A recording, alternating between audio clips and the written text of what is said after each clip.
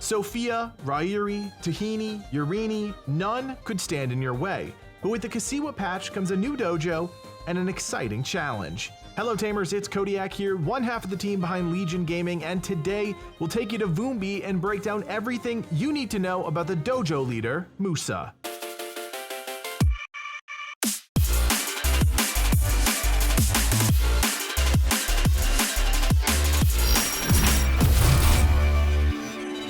The Vumbi Dojo is definitely a step up from the challenges at previous dojos. Not only are there more tamers leading up to Musa, but a challenging puzzle stands between you and fighting the leader.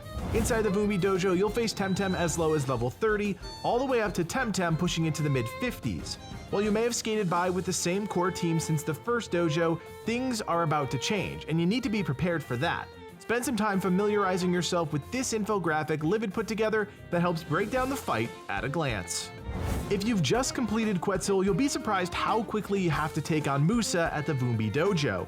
The challenge is substantial, and standing between you and the dojo leader are 6 tamer battles. Most of the Temtem you'll face in the dojo are earth-based, but be prepared to fight Temtem of every type in some form or another.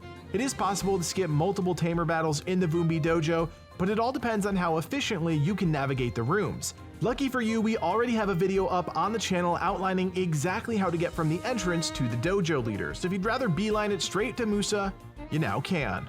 Musa's first Temtem out of the gate is Mudrid, an earth and crystal Temtem we ran across frequently in Takma.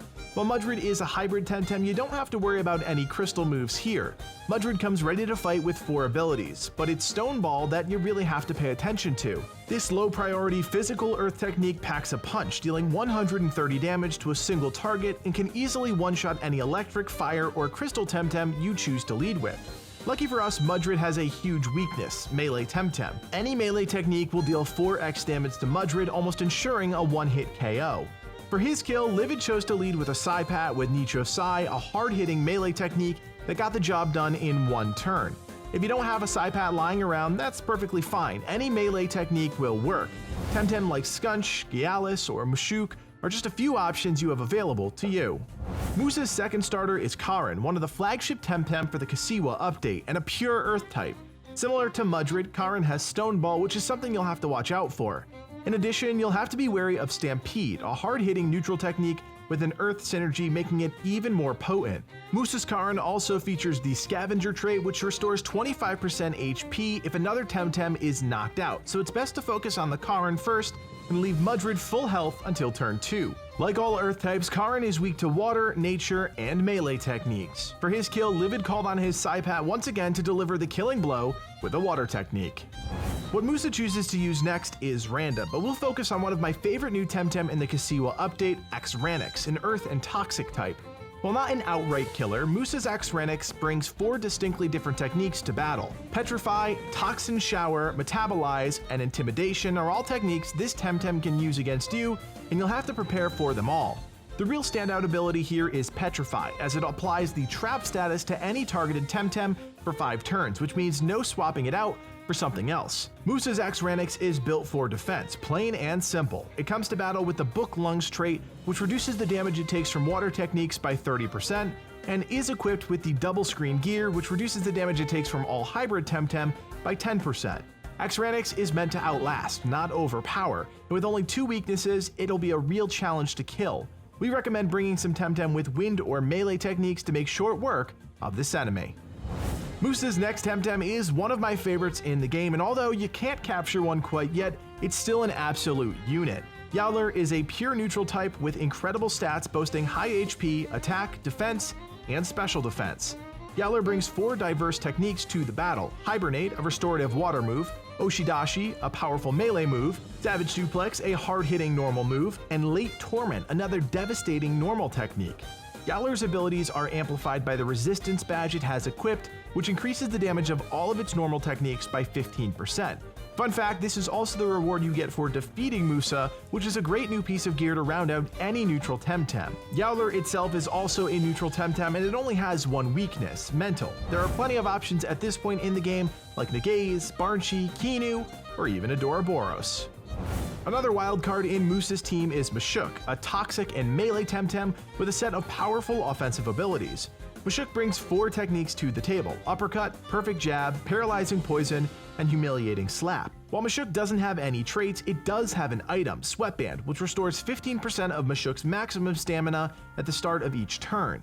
When fighting Mushook, you'll want to watch out for those powerful melee techniques. They can easily 1- or 2-shot a crystal or earth Temtem, so it's better to take it head-on with one of its weaknesses, mental or wind. Musa's last Temtem is Skunch, and by this point you're probably well aware of what this neutral and melee type is capable of. Skunch brings 4 techniques to the fight: Ninja Jutsu, Fierce Claw, Inner Spirit, and Haito Uchi. It also comes to battle with the Brawny trait, which increases the damage of all physical attacks by 20%, and the held item War Drum, which increases all physical attacks by 8%. Across the board, Skunch isn't that much of a challenge, especially because it's incredibly weak to mental techniques. But if you choose to ignore it, it'll easily chip away at your Temtem with its powerful techniques. Because it's a neutral attack, moves like Ninja Jutsu are incredibly potent here, as it'll do above average damage to nearly every Temtem. Preparing for your fight against Musa is relatively straightforward. Because the fight as a whole doesn't require a whole lot of hot swapping, Saipat is a rock-solid choice to start the fight with, as its water and melee techniques can carry you through a large portion of the fight. A strong mental type can also cut right through most of Musa's Temtem. You have a few strong options here like Barnchi or Kinu, who both bring valuable moves to the table. To round out the rest of your team, you'll want to focus on a few key areas, specifically melee, nature, and wind. Each will be effective against Musa in some way, shape, or form, and can add value to your team. If you're curious what Livid brought to the fight, well, here's his team. Saipat carried him deep into the fight, but he also relied on Cernif with Callosity to soak up hits and deal nature damage, as well as a Babong to deal melee damage when effective. As with all fights, there's a lot of flexibility, and our composition may not work for you, but these are some baselines we think could help you if you're struggling to build a team in preparation for your fight against Musa. When it comes to fighting Musa, knowing your type matchups is absolutely essential. Because his Temtem feature largely high damage moves, it's very possible that your Temtem will be taken out in 1 or 2 turns. While the fight can largely be tackled by 2 or 3 Temtem, that doesn't mean Musa is a pushover. At level 50, his Yowlar has the potential to do some serious damage, and with moves like Savage Suplex, Late Torment, Ninja Jutsu, and Stone Bowl all readily available for his Temtem, you'll always have to be on guard. The Toxic Temtem on Musa's team, Mushook and Akranox, are the sleepers in this fight. Toxic is a really challenging type to deal with, but a solid wind type on your team could mean the difference between life and death. Barnchi is a great pick as it covers both wind and mental matchups, and is definitely a star pick in our eyes, but other Temtem like Volorend, with its poison immunity, can get the job done as well. At the end of the day, focus on the heavy hitters that are on the field, even if that means swapping in a fresh Temtem with a better type matchup. Musa has some serious beef on his team that allows him to outlast opponents almost as much as it allows him to outright beat them. If you're still struggling with Musa, don't get discouraged. It's not an easy encounter, but there are some things you can do to help you get through the fight. First and foremost is take some time and level up your Temtem even more. A few levels goes a long way, and the increased stats never hurt. Secondly, take a hard look at your team and really think through your decisions. It can be hard to bench one of your star players, but if it helps you win at the end of the day, it's worth it. Go into battle with the right items. Bombs and tonics are your best friends, and while they're expensive, they're worth every pansun. Finally, make sure you're really utilizing the gear in the game. At this point in your adventure, you've probably collected quite a few items, so go through your bags and really make sure you have the right items equipped for the fight. If you are still having problems, we're here to help. Join Legion Gaming on Discord, where you can talk to us directly. We'll help you through any problems you may have so that you can defeat Musa and be on your way. The Vumbi Dojo is no pushover, and it's a great way to start your experience in Kisiwa. While it's not quite as challenging as Quetzal, there is definitely something to be said about the team that Musa brings to the fight. And we hope you guys found this Temtem survival guide helpful. If you want more Temtem guides and videos in your feed, don't forget to drop us a like and consider subscribing so you never miss a thing. If you're interested in joining the Legion Club, hop into our Discord and introduce yourself. Slots are quickly filling up, but we're always on the lookout for new tamers that want to help out. Finally, check out this awesome Temtem and Pokemon crossover print we're giving away this month. If you like our content, want to support the channel, and score your very own printed copy of this awesome artwork, consider donating to the Legion Gaming Patreon. That link is in the description below. My name is Codiak, and from everyone here at Legion Gaming, thanks for watching, and play on.